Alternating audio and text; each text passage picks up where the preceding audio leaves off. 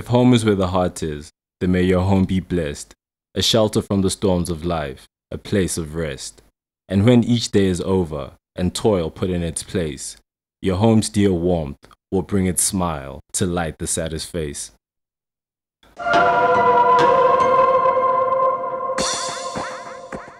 On today's special episode of Africa Facts, we celebrate the life of Rebecca Makgomo Kekane Masilela, prominently known as uMagogo.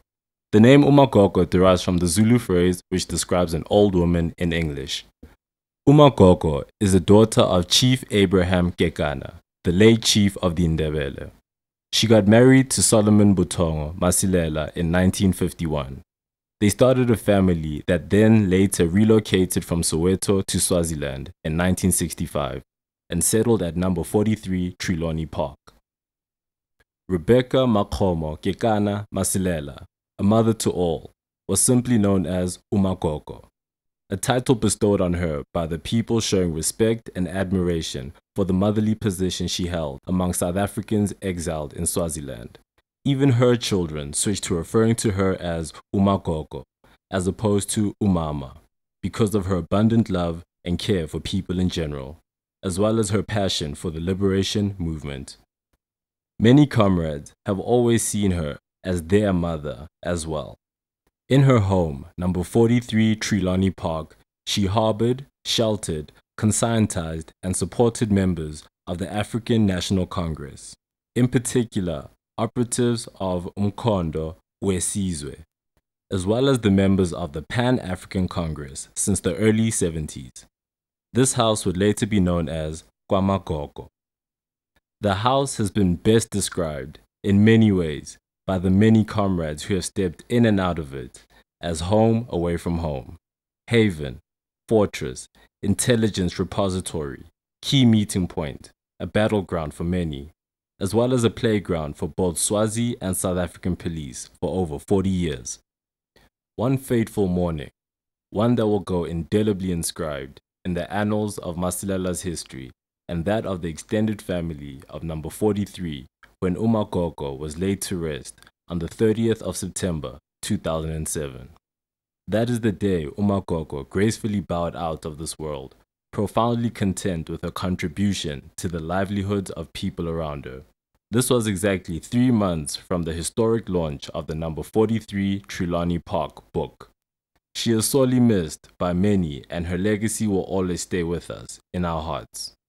In 2009, March 27th, uMagogo received the much-coveted honor, the Order of Luthuli, Silver, bestowed on her by then the President of the Republic of South Africa, Kgalema Motlanthe, at the Union Buildings in Pretoria. uMagogo was an interestingly unifying character for many people who sought familyhood in exile. She provided refuge for both the ANC and the PAC alike. Ironically, she was not a political person, but had great wisdom and ability to envision the world many years ahead of all of us.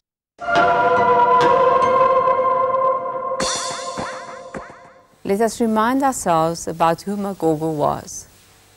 She was a mother, a spiritual leader, a founder of churches and of schools, as well as a truly inspirational woman and a pillar of South Africa's liberation struggle.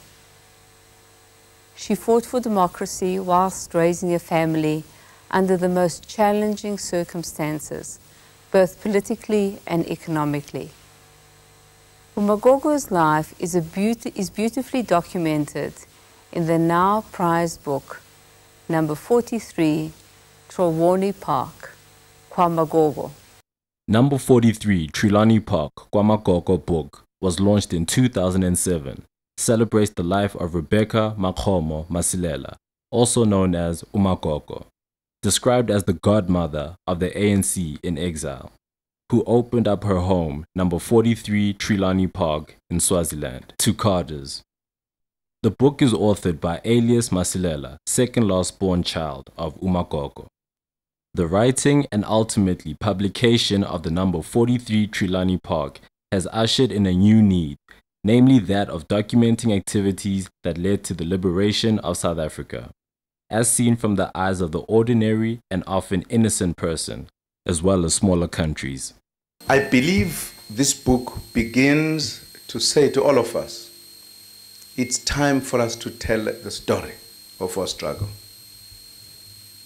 All sides. About ourselves, about the guerrillas of the ANC, MK members. What type of people were they? Their bravery, their large understanding in Swaziland as to how should they behave for the sake of our struggle and of our movement. What struck me most in this book? It's a book that tells us about war. It's a book that tells us about betrayal. It's a book that tells us about enormous pain and suffering. It's also a book that tells us about incredible humanity and civility. And of all these things, what is the one thing that struck me most?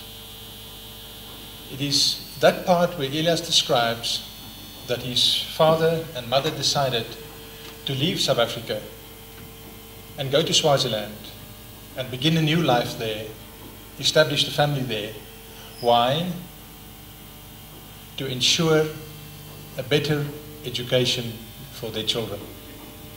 You know, we live in a time where it is almost a sin to be patriotic. It's almost a sin to be loyal to your country. It's old-fashioned. People almost dismiss it. What for me was fantastic, and this is the one theme that came out, what for me was fantastic was that you can still be loyal and patriotic to ideals bigger than yourself. The second theme that came out was the enormous civility. Elias was ANC, his brother Lucky PAC. It created an enormous tension between them, and the tension is described in the book. One of the most moving passages is where Elias described how he went to New York on a visit, and Lucky at that stage was living in New York, and the difficulty that they had to relate as two brothers because of these political differences between them. But, and this is where the civility and the humanity comes in, they actually transcended that. Today, uMagogo's spirit shines through her children, her warmth, her sense of responsibility, her selflessness, her passion for the development of the people around her, particularly those less fortunate than her, a sense of identity, a vision, all of these characteristics come through.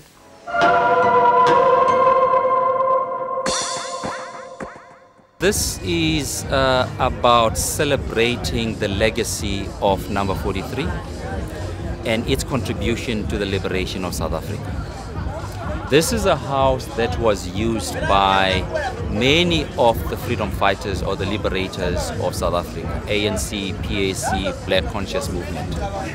A book was written in 2007 about the very activities of the house. And after the launch of the book, a trust was set up, the Number 43 Troni Park Legacy Project, which was set up to educate the youth about our history and its importance to their future. Secondly, to do further research on the back of what was done during the book, during the writing of the book. And the idea here is to keep the memory of our past alive. After the launch of the Legacy Project, it became very clear that this is a necessary activity. It's a void or a gap that needs to be covered on an ongoing basis. We then decided to make this an annual event, which annual event started in 2009, thus being the third annual Legacy Project event. And why the race?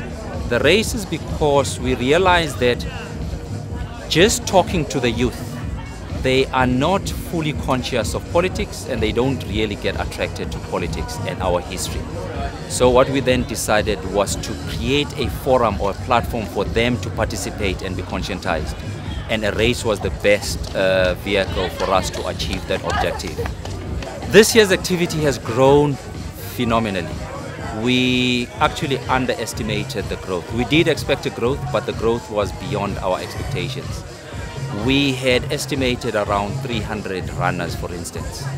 We seem to have gone beyond 400. We ran out of t-shirts, we ran out of registration sheets.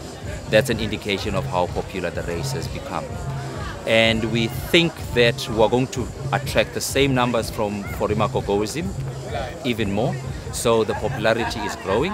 And we think that it's not growing only in numbers. We think it's growing in terms of relevance. The level of discussion around the event pre-today was much higher than what we saw in previous years. But of course, later on in the day, there's going to be a public lecture, an annual public lecture, where we bring in guest speakers from outside the country to share with us their experiences. This year's guest speaker is Cheryl Carolus, who is the former Deputy Secretary General of the African National Congress, very instrumental in the transition of South Africa, and now the current chairperson of South African Airways. She's going to be sharing her experiences around issues relating to politics, the economy, the household, and particularly the role of the woman in the liberation process and the crafting of the future of society going forward. And when we finish with the race today, there's going to be what we call uMagogoism. Now, uMagogoism is the spirit of giving and sharing, which is a lesson that we got from uMagogo, who is behind this entire activity. And uMagogo showed to us that the best contribution you can make in life is helping the people around you who are less fortunate than you. And on the basis of that, we're going to be giving food packs and blankets to 35 families who are identified by the Lutheran Church in Swaziland here in Manzini.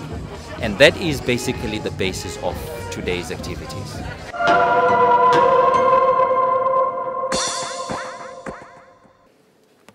We gather here today to celebrate a life well lived. And we gather to give thanks at 3 levels. Firstly, we gather to say thank you to uMagogo for leaving us such a wonderful legacy. We also gather here, Honorable Deputy Prime Minister and your colleagues. We gather here also to thank the people of Swaziland again for their support, solidarity, and the hospitality given to thousands of exiles who were forced to flee from their country of their birth, South Africa, in the dark days of apartheid. But a very special thanks must go to the Masilela and Kekana families for giving us such a wonderful, gentle giant of a woman, and also for consistently sharing your home and uMagogo's heart with all of us. We gather here today exactly a week after we laid to rest uMasisulu, that great liberation struggle icon, a leader whose legacy we treasure dearly. Today we gather again to pay tribute, as indeed we do, and as indeed we should do every year, to uMagogo, Rebecca Makhomo Masilela, another mother whose legacy we treasure dearly. As we stood over Masisulu's graveside last week, it hit home to me that now we, this generation,